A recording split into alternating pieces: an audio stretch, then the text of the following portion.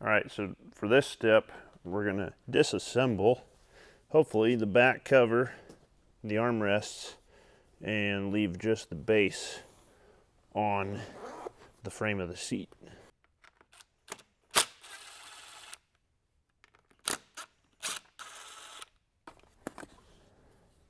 That's really going to allow us to get deep down in there and get all that disgusting filth out.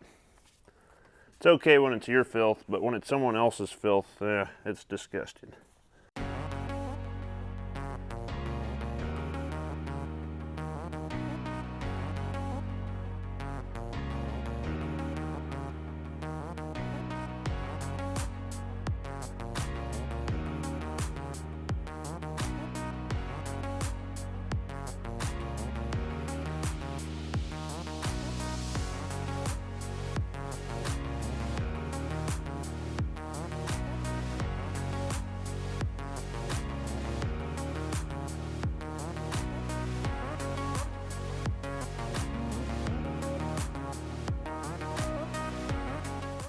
Looking at it now, it's pretty hard to imagine that just that simple back cover really needs to cost $400.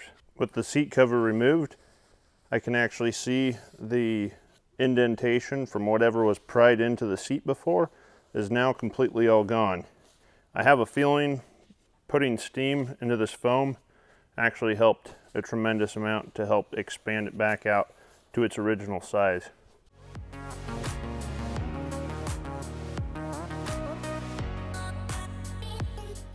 So while it was only 4 simple bolts to remove the back from the seat, with the lumbar support bladder, unfortunately the tube is permanently attached to this bladder, so I will have to very carefully work around this and keep this attached.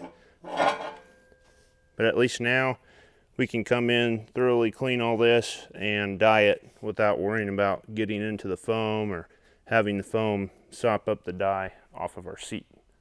So the auto leather dye kit comes with instructions. Step number 1 is to use an aggressive degreaser if your seat's really dirty. So we're going to go back with our super clean at a 1:10 ratio, soak this down, and hit it with the brush again.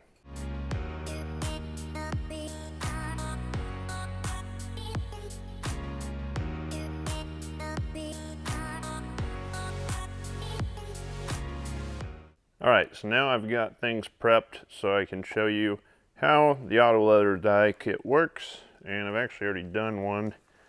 This portion here under the white stitching was all gray, so as you can see on camera, it looks pretty snazzy.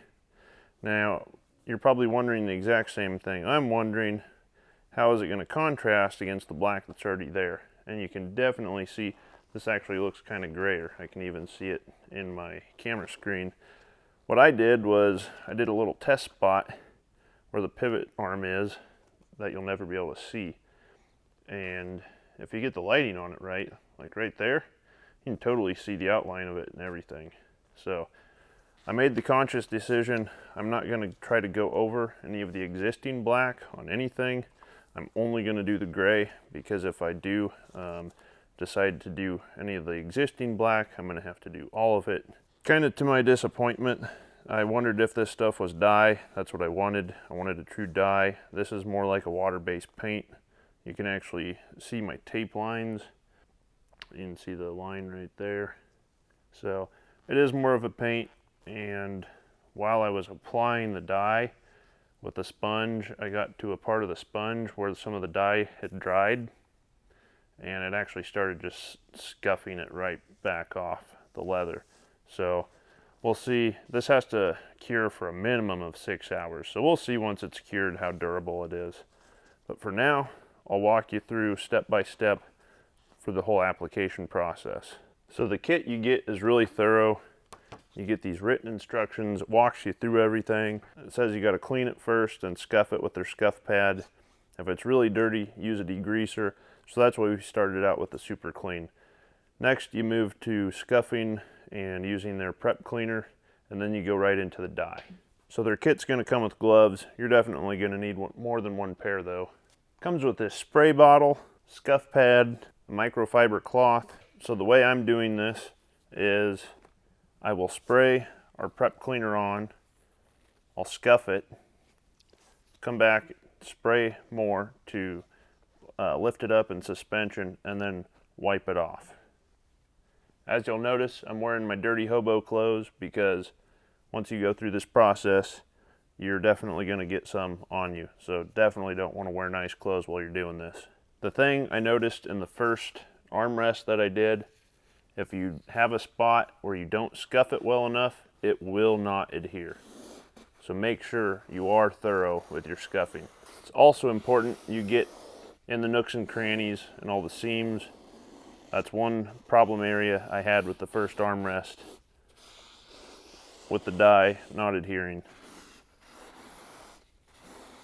You also want to make sure your tape is adhered very well, because if it's not, the die will leak underneath the tape.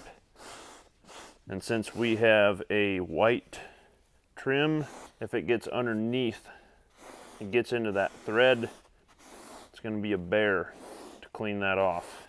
At this point, I have actually gotten this entire stain off now.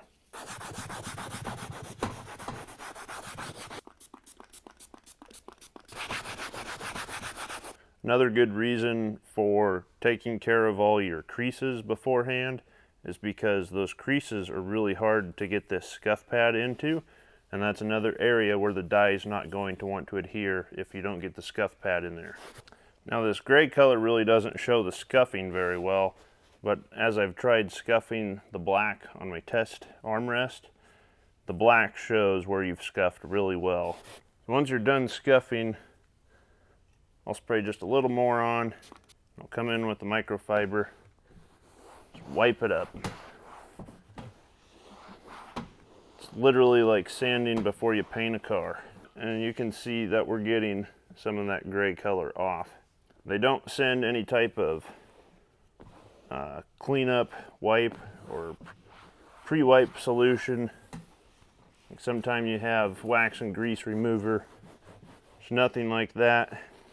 I've heard of people using mineral spirits to wipe leather and vinyl down with before you go to apply your dye. We're just going to follow the instructions that they've supplied to a T. And I can see glossy spots, so I'm going to actually scuff those. Just treating this like an automotive body paint repair. If you see gloss when you're sanding or scuffing, you know you still got to scuff a little bit more in that spot to get the paint to stick. So I'm going to allow this to just flash off and very thoroughly dry. Again, you want to go around, make sure your tape's stuck down nice and tight on your seams. And it looks like this spray likes to make this tape lift. So worst case scenario, you might have to peel your tape off and tape everything back with new tape just right before you put your dye on. So now we're ready to start applying our dye. The instructions say, shake your dye well and pour it in a container to dab your sponge into, rather than trying to squeeze the liquid onto the sponge. So that's exactly what we're going to do. The color we've got here is BMW 28. This is supposed to be one of the most common or popular blacks. And while this video is probably only like 20 minutes long, I've been working on this for over 8 hours now. During that time, it's a long time to be alone with your thoughts. I've been sitting here. At first I thought this stuff's going to take a half hour to dry in between coats. And they want you to put on 4 light coats and let them dry completely in between coats. Well, it turns out it doesn't take that long to dry, being that it's water-based. And they also say you can use a hairdryer to speed up the curing process. And I'll tell you, if you do that, it dries almost instantly. So this is actually not a very lengthy process. However, with my first armrest, it took 8 coats to get coverage. I don't know if that's because I didn't scuff well enough or because this gray is just that hard to hide. I thought being a gray, it would be a perfect palette for putting black on. But while I've been sitting here for the last 8 hours, alone with my thoughts, the thought finally occurred to me, since this is going into my 925 A1 6x6 military truck, which I'm painting Woodlands camo with 383 cart green. Why the heck didn't I dye this green? It would have been the perfect match. Having the green center and armrest accents contrasting against the black and the green and black cab would have been perfect. But this will still look good because I'm using a Corbu passenger seat. I actually had to buy that one new. I got that so hopefully Dolly Parton can stay in the seat. She kept sliding off the factory passenger seat. And it's all black. It's black vinyl. Everything's black on it. So this being all black now should match the other seat perfectly. They won't be mismatched. So they say just put your light coats on,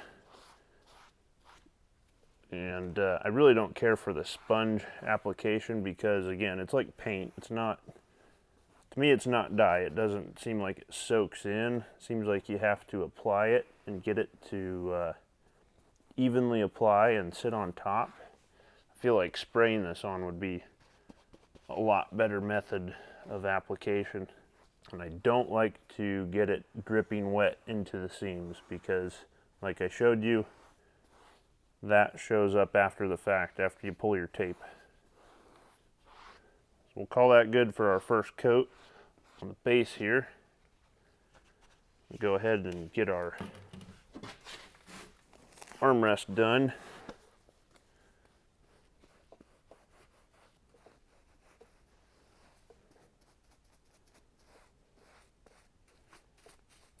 I put a lot more effort into scuffing, and so far it seems like that's made a big difference in how this is applying. The first round I was squirting the dye onto the sponge because I didn't know how much it was going to take, and I didn't want to waste a bunch putting it in a bowl. I didn't know if it'd dry out. Definitely want to put it in the bowl. It's so much easier to apply this. So now I'm going to go hit this with the blow dryer just so I can hopefully get these coats on a little quicker. And not even 60 seconds with the blow dryer, and this armrest is already dry, completely dry to the touch. So I'm going to get my hair dryer out here so I can hit the base of the seat, and I would highly recommend you use that little tip to make this process go by quicker. Not gonna lie, I feel a little bit like Bob Ross right now talking to you while I'm painting. Brushing these happy little armrest black.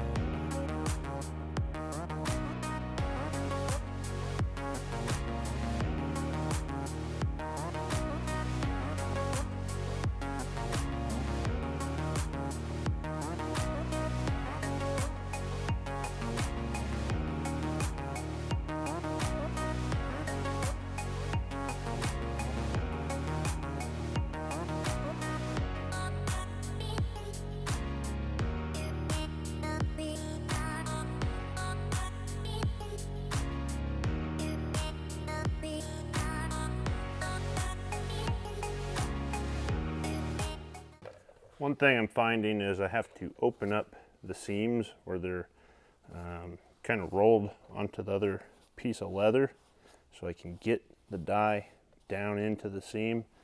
Otherwise, the dye or paint just kind of wants to bridge across. It really doesn't want to travel down into the seam.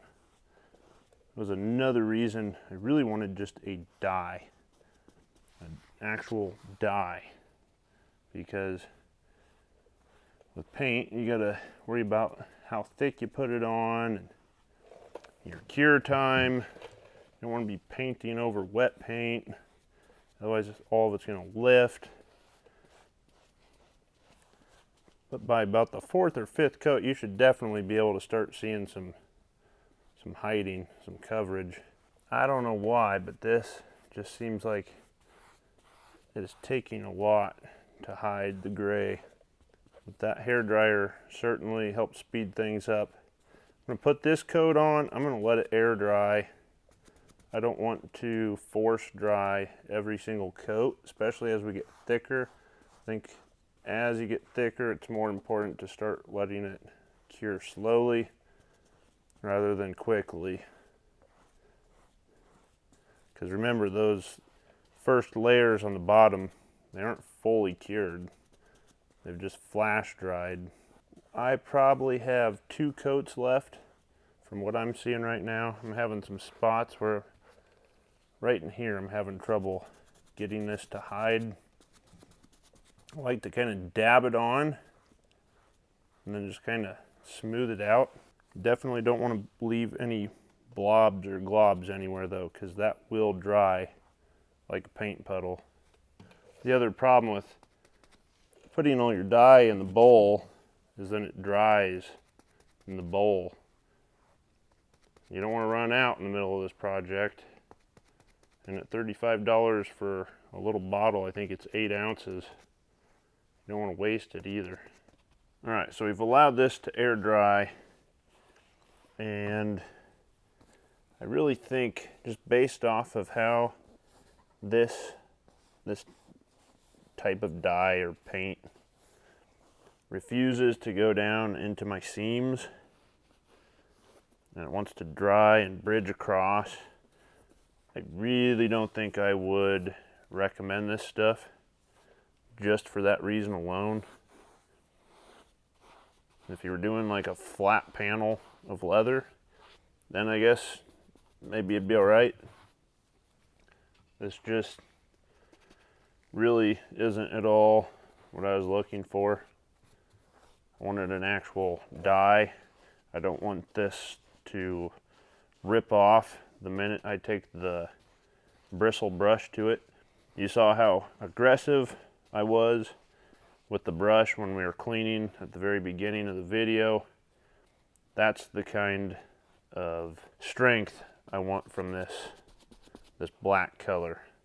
I don't think I'm going to get that with this black stuff. We will see. I will test it, but I'm scared to.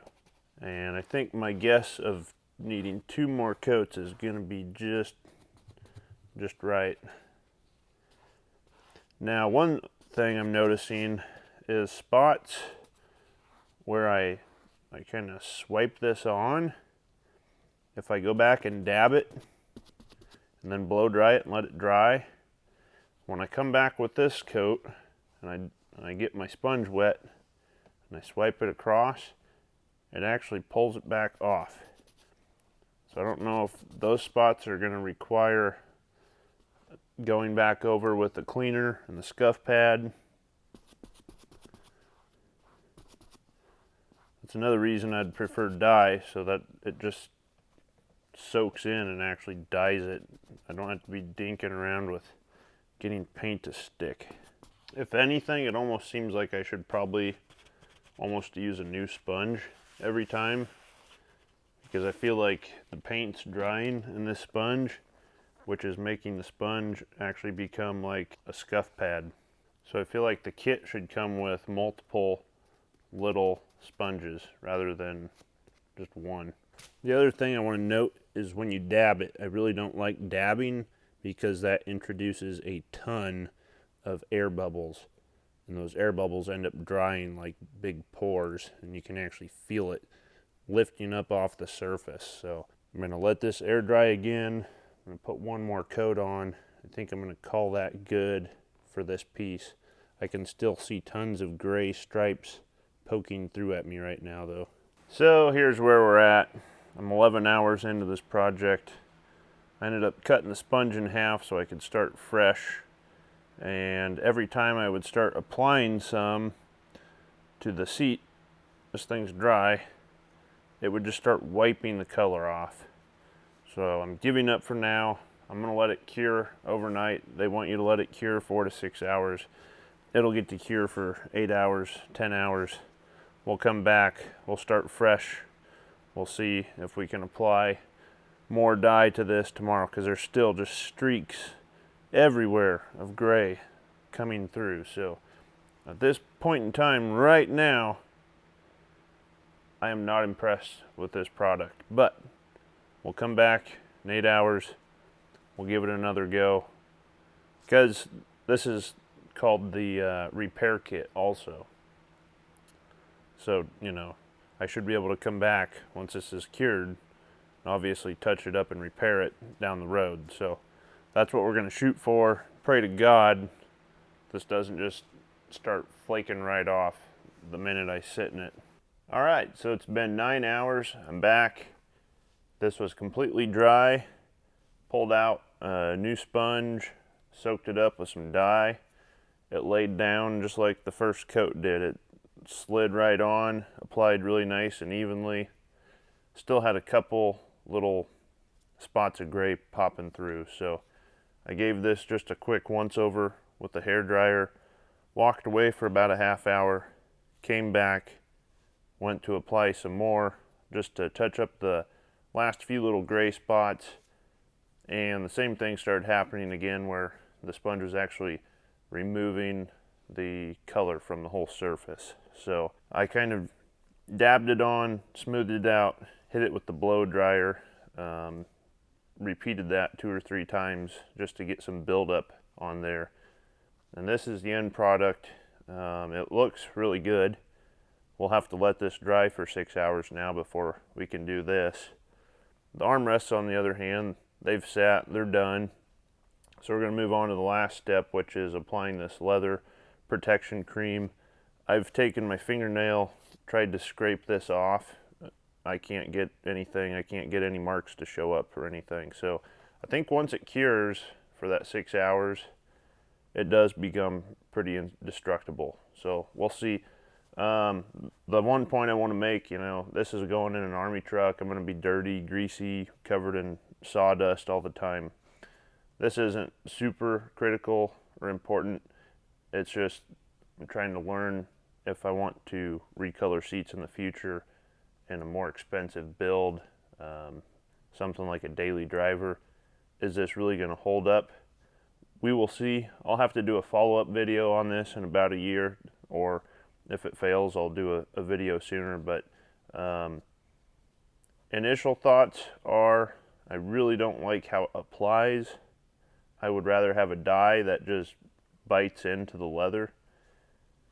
And thinking more about having done this in green, since I can't tape my seams, you know, down right to the split between the two colors, green would have really not worked, because once I peel this tape off, you're going to see some of this black paint spilled over onto the factory black leather. And if you'd seen the green do that, it would have looked terrible. So it's really hard to cleanly tape the seams and get it right down to the bottom, especially when you're not able to pull it apart. I'll show you guys just briefly how this protection cream goes on. You get a microfiber towel. It's a clean, dry microfiber towel. Apply a little bit of this cream, and they really stress to just go a very light coat. We're not trying to douse it with cream. We're not trying to work it into the surface. It says just you're basically essentially clear coating your work. And you don't have to buff it off or anything. Just wipe it on, let it dry. And we're going to go ahead and do the whole seat because we just cleaned all of the factory leather. So we're going to do the whole thing. They want you to do this 4 times a year at a minimum. So you just come in, you basically degrease and clean your seats, and then you apply this protectant. And this is supposed to keep the leather moist. It's supposed to lock in that moisture so that you don't get the dry cracking that you see in a lot of these older automotive seats. And the thing I don't understand is I read that all leather, like all automotive leather, has a vinyl coat over the top of it. So you're not actually touching the leather itself, you're touching vinyl. So I don't know how this would actually get into the leather to lock moisture in if there's already a vinyl coating on top. Once you get that all on, it looks like it dries pretty quickly and it really makes that leather pop. It's got a nice shine to it. So I'm going to get things finished up here, get this seat reassembled, and we'll show you the end product.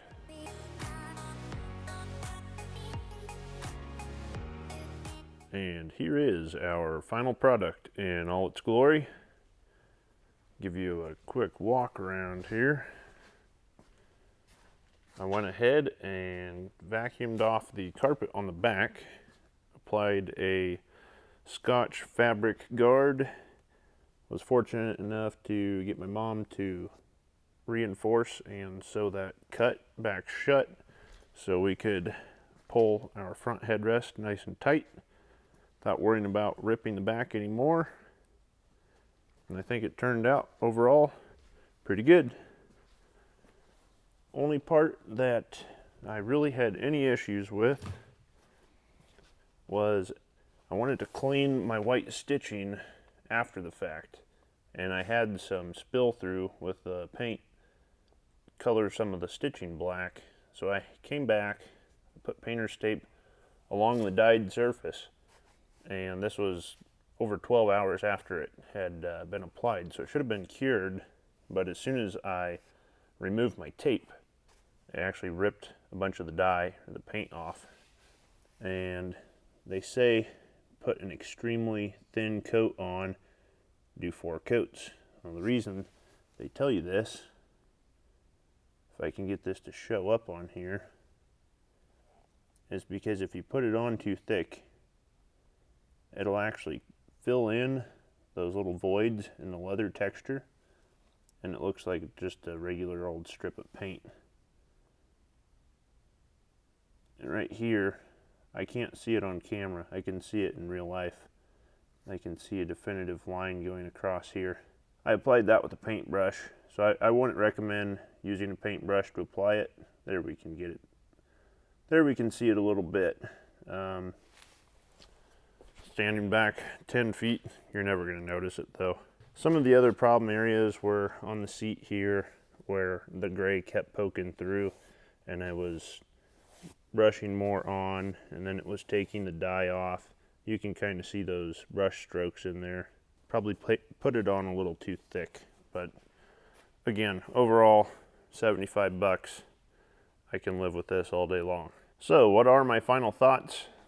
Actually, after doing more research, I found out that really virgin leather is the only thing that you can actually dye. Any kind of processed leather like this, you're going to have to use this type of paint. So for what it is, for 75 bucks, I'm really thrilled with how it turned out. I actually looked up the model number for this seat. You can get them for about 775 bucks when they're on sale. So got it for a little less than half price, plus the cost of the dye kit, the fuel to go check it out and order it, and then go back and pick it up once they got it pulled out. And then of course an entire day's worth of prepping and dyeing and cleaning it. We're looking at about half the cost of a new seat. The only difference would actually be this stitching would be white if I ordered this seat in all black. And that's another thing I wanted to point out. the stitching actually caked up. So on the very first layer of dye that I put down, it stained the white threading beautifully, but after about the third coat, it started caking up really bad, and it looks really bad. But again, unless you're closer than 10 feet away, you're not going to notice it. So would I recommend that you try recoloring with this kind of dye kit? Absolutely. The one thing I will say is if you have seams that you're going to have to tape off, I would only recommend doing the color of the adjacent color. And I'll show you that here in a second, but it's really hard to open these seams up and get them taped off perfectly so that you can't see your color transition line. So I actually have some black, I'd call it like overspray or overpaint, where I got some black dye on the factory black leather, and you can't see it because it's black on black. If I had gone with like a 383 cart green color, it really would have stuck out like a sore thumb everywhere that I ran the paint along the seams. Cleanup, it's with water, super simple.